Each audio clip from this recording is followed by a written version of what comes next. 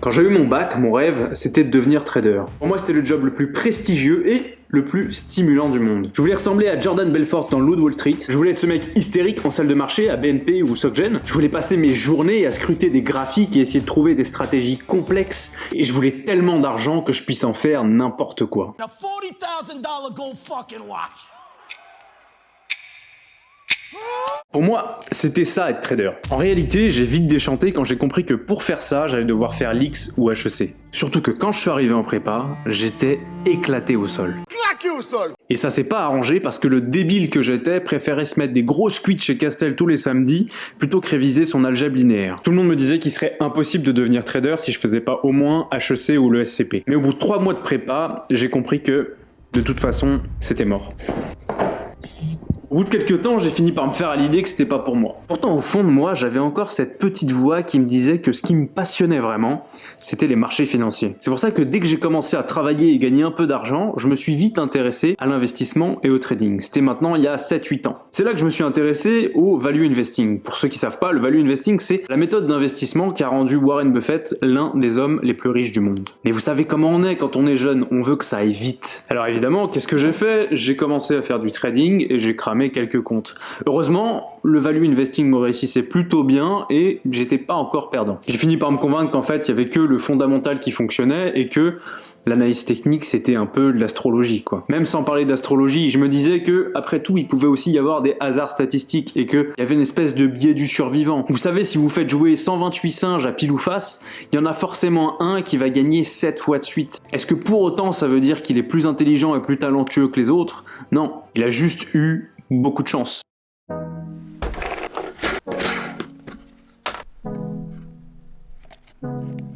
Mais la spoon!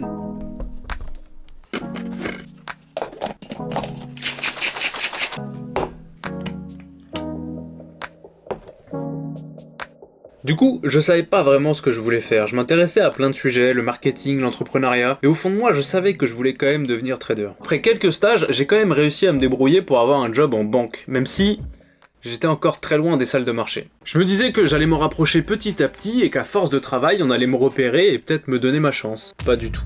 Depuis qu'un certain Jérôme a failli mettre en faillite une banque, il est impossible de rentrer en salle de marché si on n'a pas un parcours académique impeccable. Et par parcours académique impeccable, il faut comprendre passer par l'X centrale ou HEC. D'autant que les traders en banque ont maintenant été majoritairement remplacés par des quants. Vous savez, ce sont ces petits génies des maths. That's my quant. Your what? My quantitative. My math specialist. Look at him. You notice anything different about him? Look at his face. That's pretty racist. Malgré tout, j'étais trop curieux pour laisser de côté le trading. Je me disais qu'il fallait que je comprenne le secret. Dans le même temps, j'ai continué à essayer de rentrer par la petite porte. Je suis passé par un cabinet de conseil dans lequel j'étais spécialisé en banque. Je cochais déjà quelques cases par rapport à mes ambitions. J'étais en banque, je côtoyais des directeurs toute la journée, j'arborais fièrement des costumes sur mesure bleu nuit, et j'avais la prétention de croire que ce que je faisais était stratégique et stimulant. Sauf que, après 3-4 ans dans le conseil, j'arrive sur une mission et ça se passe pas forcément bien. L'ambiance commence à être tendue avec le client, ma boss, même la personne que je manage, et je commence à sentir que je suis pas à ma place. En même temps, c'est le début du Covid, et là, il va se passer quelque chose d'incroyable. Alors tout le monde emploie ce mot de manière exagérée, mais là vraiment, je pense que vous allez pas me croire. Incroyable, incroyable, c'est incroyable, incroyable, incroyable. On va pas se mentir. Les mecs, c'est incroyable. Alors, qu'est-ce qui s'est passé? J'ai eu beaucoup de chance, pas une fois, pas 2 fois, mais 3 fois de suite. Et il faut le dire, ça a clairement changé ma vie. Mon premier coup de chance, il n'est pas si incroyable que ça, mais il permet de donner le contexte et il est aussi un élément qui va être déclencheur pour la suite. On est mars 2020 et je commence à constater que le marché se met à décrocher, notamment du fait de cette petite crise dont vous avez dû entendre parler. On commence à entendre parler de confinement et je me dis que les opérateurs de marché vont vouloir réduire le risque. Et pour réduire le risque, quoi de mieux que de se débarrasser des entreprises les plus surévaluées. À ce moment-là, vous le savez, il y a une énorme bulle sur les valeurs technologiques, notamment Tesla. Il me semble qu'à l'époque, la capitalisation de Tesla représentait plus que l'ensemble de toutes les autres capitalisations du secteur automobile. Je crois qu'elle avait un PE de l'ordre de 200, donc tous les signaux convergeaient à nous dire que c'était peut-être, même probablement surévalué. J'achète donc des tonnes de puts sur Tesla. Alors les puts, pour ceux qui savent pas, ce sont des options pour parier à la baisse. Et une semaine après, j'encaisse l'équivalent de 3 mois de mon salaire. Alors là, je vous fais pas un dessin, je me prends pour un génie. Je me dis qu'il suffirait que je fasse ça seulement une fois par mois et je serais le plus riche du monde. Évidemment, c'est pas du tout comme ça que ça s'est passé. En revanche, le fait de voir une énorme PNL sur mon compte, ça a commencé à me faire prendre conscience que, après tout, c'était sans doute possible. Ça a fait germer l'idée en moi que le trading, c'était pas juste du bluff et des gens qui en parlaient sur internet pour vendre des formations. Et surtout, ça m'a amené à mon deuxième coup de chance. Je raconte mon trade sur Tesla à un de mes meilleurs potes qui s'intéresse également à l'investissement et au trading, et il me dit qu'il a un de ses potes qui, lui aussi, trade très bien Tesla et fait beaucoup d'argent en ce moment. Là, on est en confinement, mon pote vit à Hong Kong, son pote aux USA, et à ce moment-là, ils se mettent à faire des calls tous les jours à l'ouverture du marché américain pour trader ensemble. Alors moi, généralement, étant donné que le marché américain ouvre à 15h30, j'étais soit en réunion, soit j'étais en train de bosser. Donc quand je pouvais, j'essayais de les rejoindre pour 10-15 minutes, mais la plupart du temps, je les rejoignais après mon boulot. Et là, pendant 3-4 mois, j'ai assisté à une masterclass. Mais je vous parle pas d'une petite masterclass, j'ai vu un prodige sur les marchés. Je vous parle d'un Beethoven du trading pendant une des périodes les plus volatiles de l'histoire. Pour faire court, j'ai vu un mec passer son compte de 100K à 15 millions d'euros. Ok, c'est bon? Quand je vous disais que c'était incroyable, je vous ai pas menti. Alors moi, sans doute comme vous maintenant, j'y croyais pas vraiment. Pour moi, ça restait très virtuel, je savais pas si c'était très vrai, je connaissais à peine ce mec, donc j'étais sceptique. Puis on avait une relation qui était quand même virtuelle, donc il y avait un petit côté fiction pour moi. Vous savez, quand vous voyez quelqu'un devenir immensément riche, vous avez aussi tendance à mettre ça sur le coup de la chance. Je dis pas qu'il est devenu riche par chance, puisque après en le connaissant, je me suis rendu compte qu'à l'évidence, il ne pouvait que devenir riche. D'ailleurs, c'est simple, je pense que c'est la personne la plus intelligente que j'ai jamais rencontrée de ma vie. Donc là, ça m'a permis une nouvelle fois de comprendre que le trading, c'était pas du bluff, c'était bien réel, on pouvait bien devenir riche avec. Mais j'ai aussi compris que c'était vraiment ça qui me passionnait. Mais c'est là qu'intervient mon troisième coup de chance. J'apprends que quelqu'un que je connais a un business en ligne qui marche très bien. Et c'est assez ironique puisque la dernière fois que je l'ai vu, il m'avait proposé un café pour me demander comment est-ce qu'il pouvait créer un site web. Donc cette fois, je me suis dit que c'était à moi de lui demander conseil. Donc on s'appelle, et là ça a sans doute été un des appels les plus importants de ma vie. C'est tout simplement cet appel qui fait que j'ai lancé ma chaîne YouTube, que j'ai quitté mon job et que je suis ici en train de vous parler actuellement. Pendant cet appel, j'ai discuté avec quelqu'un qui avait la même vision que moi, qui partageait les mêmes idées que moi, qui écoutait les mêmes podcasts que moi, mieux, qui connaissait les gens dans les podcasts que j'écoutais. Quelqu'un qui était parti de zéro et qui avait construit un empire dans le e-commerce en un rien de temps. Il avait une chaîne YouTube en pleine expansion, un business qui tournait très bien, il vivait sa meilleure vie, et moi, pendant ce temps-là, j'étais encore coincé dans ma rat race. Et là, ça devient très réel. Je me suis pris la gifle de ma vie. Je me suis rendu compte que tout ce que j'avais, mon salaire, mon petit costume bleu, tout ça, c'était une prison dans laquelle je m'étais enfermé sans même m'en rendre compte. Sauf que là, je voyais très bien les barreaux. Chaque jour, lui travaillait pour construire et faire grossir son empire, brique par brique, pendant que moi, je travaillais pour des clopinettes et pour un patron à peine reconnaissant. À ce moment-là, je me suis laissé 6 mois pour quitter mon job et faire quelque chose qui me passionne. 3 mois plus tard, je rendais mon PC et je quittais Paris. Du coup, si tu passes par là, cher ami, encore une fois, je te remercie. À ce moment-là, je suis assez fier parce que j'ai assez bien calculé mon coût. Juste avant de quitter ma boîte, j'ai acheté un bien immobilier qui allait me servir de sécurité en attendant que je devienne rentable. Petit tips immobilier, si jamais vous faites une opération d'investissement, faites au mieux pour avoir du différé de crédit. Ça vous permettra soit d'en vivre pendant quelques années, soit de vous reconstituer un capital pour faire une autre opération. Après 3 mois de travaux dans l'appart à tout refaire, je le mets enfin en location, et là, je peux devenir trader à plein temps. Évidemment, encore une fois, ça s'est pas passé comme prévu. Je me disais, ça y est, j'y étais, je vais pouvoir vivre de ma passion, devenir trader, gagner des millions d'euros, tout ça en travaillant 1 heure par jour. Pas du tout. Pour commencer, j'ai fait un paquet d'erreurs, et la route vers la rentabilité est pavée d'embûches. Ma première erreur, ça a été de croire qu'il me faudrait juste quelques mois pour devenir rentable. Spoiler, il m'a fallu plus d'1 an. Avec du recul, j'ai compris que c'est pas parce qu'on pouvait dédier plus de temps au trading qu'on allait forcément devenir rentable. Même si on est quelqu'un de déterminé, même si on est quelqu'un d'organisé. C'est d'ailleurs une des raisons qui m'a poussé à créer cette chaîne. Personne ne partageait les difficultés qu'il rencontrait dans le trading. Pourtant, il y a quand même 90% des gens qui sont censés perdre de l'argent. Donc pourquoi on voyait seulement des gens qui ne faisaient que gagner, et on les voyait jamais avant, d'ailleurs, quand ils ne gagnaient pas d'argent. D'ailleurs, c'est assez étonnant parce que c'est souvent ces mêmes gens qui partagent aussi jamais leur PNL. Alors je sais, c'est beaucoup plus vendeur de dire que c'est facile et qu'il suffit de suivre telle stratégie pour devenir rentable, mais moi, j'en ai rien à foutre parce que j'ai rien à vendre. Moi, je voulais documenter mon parcours, mes progrès, mais aussi surtout mes galères. Je voulais apporter de la vraie valeur. Quand on veut progresser, on veut voir ce qu'on devrait faire.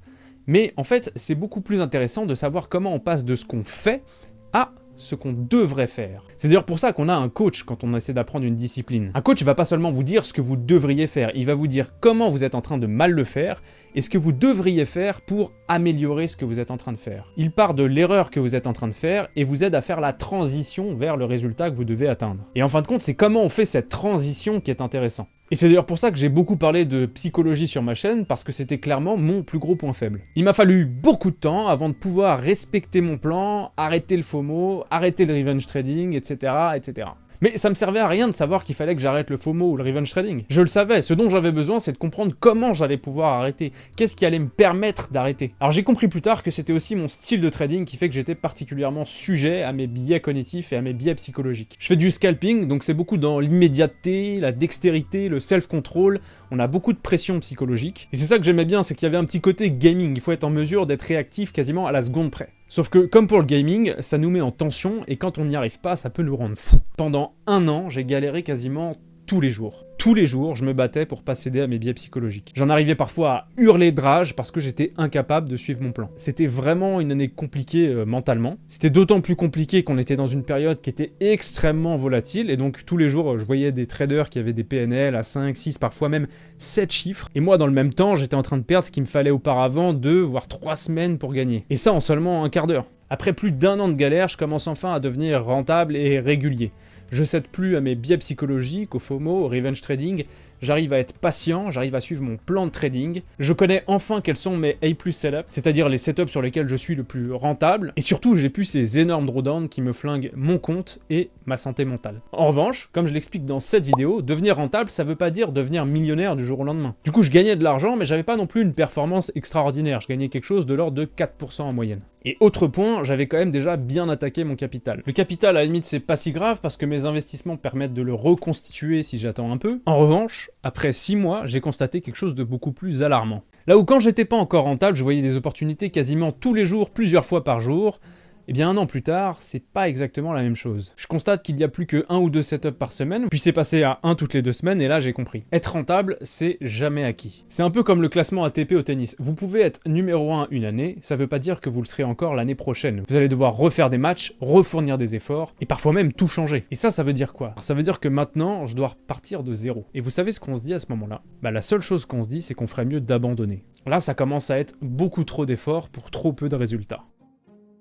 Alors au moment où je tourne cette vidéo, c'est le 4e ou 5e jour que je regarde les écrans toute la journée et que je prends pas un seul trade. Alors c'est épuisant et décourageant. Il m'a fallu 1 an et demi avant de trouver une stratégie qui fonctionne et qui me rapporte de l'argent. Et là, j'ai l'impression qu'il faut que je reparte de zéro. Honnêtement, je suis un peu perdu. Je me suis spécialisé dans un style de trading et dans une niche qui, à l'évidence, correspondent pas aux conditions de marché. Le problème, c'est que ces conditions de marché, elles risquent de durer encore quelques mois, voire quelques années. Ça voudrait dire des mois et des années à rester sur la touche. Du coup, dernièrement, j'ai quand même pas mal réfléchi.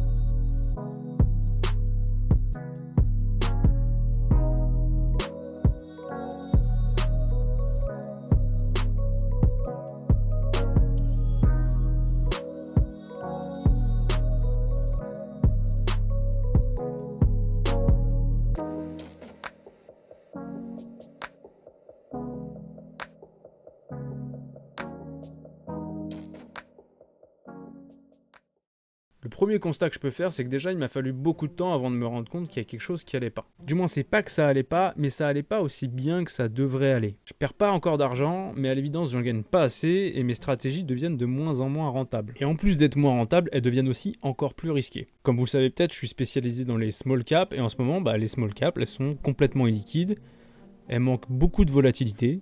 Et je vois bien que tous les autres traders sont en train de faire la transition vers d'autres formes d'actifs. Et c'est normal, on est passé d'une période avec d'énormes injections de monnaie de la part des banques centrales, donc on avait des mouvements haussiers avec énormément de momentum, beaucoup d'acheteurs, à la période actuelle avec de l'inflation et ce qui a entraîné du coup le resserrement monétaire. Alors c'est en rien une excuse, ça fait partie du job de trader de savoir s'adapter. J'espère que ça veut pas dire qu'il faut que je mette à la poubelle mes stratégies, mais surtout à l'évidence, j'ai fait une énorme erreur. Je me suis pas préparé. Je me suis pas préparé à ce changement d'environnement. Pourtant, je le savais. Je l'ai vu venir. Mais ça, c'est un truc important en trading, c'est pas parce qu'on sait que quelque chose va se passer qu'on sait forcément le trader. Il y a ce concept que j'avais pas pris suffisamment au sérieux, qui s'appelle le playbook. C'est le nom d'un des livres de Mike Bellafiore, qui est d'ailleurs, je crois, son best-seller. Ça correspond en gros à votre carnet de stratégie. Et votre objectif en tant que trader, c'est de faire grossir au maximum ce carnet de stratégie, ce playbook, de manière à pouvoir trader quelles que soient les conditions de marché. Il faut toujours être en mesure d'avoir une stratégie rentable, qu'on soit en bull market, en bear market, en marché en range. Vous devriez pouvoir feuilleter rapidement votre playbook et trouver une stratégie qui s'adapte à ce marché. Et c'est aussi souvent pour ça que les traders avec le plus d'expérience sont aussi ceux qui font le plus d'argent. C'est parce que ce sont ceux qui peuvent s'adapter le plus, et c'est aussi ceux qui ont le plus de stratégies à disposition. Moi, à l'évidence, mon playbook était assez léger, puisque j'ai passé plus de temps dernièrement à supprimer des stratégies, plutôt qu'à en ajouter. Et c'est là que j'ai compris quel était mon plus gros défaut.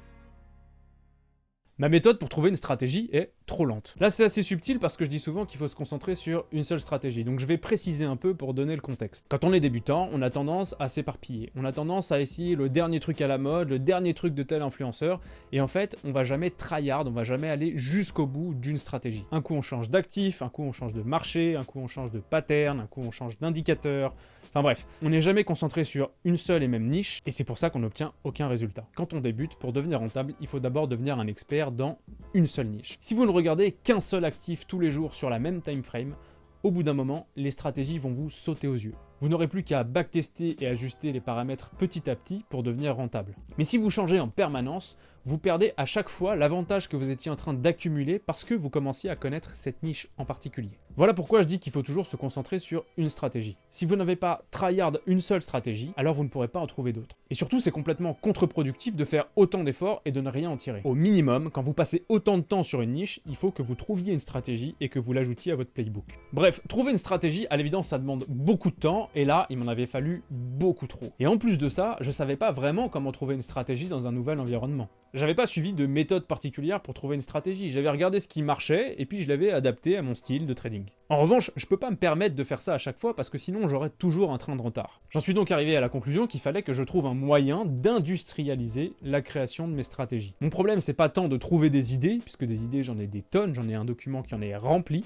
Il faut surtout que je puisse trouver quelles seraient les meilleures idées, et pour ça j'ai deux problématiques. 1. Identifier les meilleures niches compte tenu des conditions de marché. 2. Être capable de tester mes stratégies beaucoup plus rapidement. Je veux pas seulement des méthodes ou des outils qui vont me permettre de trouver des stratégies rentables, je veux aussi qu'elles me permettent de savoir quand une stratégie perd son edge ou quand une stratégie a un edge qui se réduit. Autrement dit, quand elle devient moins rentable. De la même manière, je veux aussi avoir à ajuster seulement quelques paramètres pour avoir une stratégie encore plus rentable. Et quand je dis ajuster seulement quelques paramètres, je veux évidemment que ce soit automatique. Et c'est pour ça que je songe à rajouter beaucoup plus d'analyse quantitative et de statistiques dans mes prochaines stratégies. J'ai la chance d'avoir des amis data scientists, autant en profiter. Il y a aussi une autre contrainte que j'aimerais ajouter, c'est que je voudrais pouvoir trader les actifs qui sont dans les propres firmes. Les propres firmes, ce sont des entreprises qui vont vous prêter leur capital pour que vous puissiez le trader. Ça commence généralement à 10 000 € et ça peut monter jusqu'à plusieurs millions d'euros. L'ennui, c'est qu'il y en a assez peu qui permettent de trader les small caps, c'est-à-dire l'actif sur lequel je m'étais spécialisé jusqu'à maintenant. Je vais donc devoir étudier de nouveaux actifs. Tout ça sera donc l'objet de mes prochaines vidéos. Je vais vous expliquer comment je vais trouver ma niche en fonction des conditions de marché actuelles et surtout comment je vais construire un framework qui va me permettre d'industrialiser la production de mes stratégies.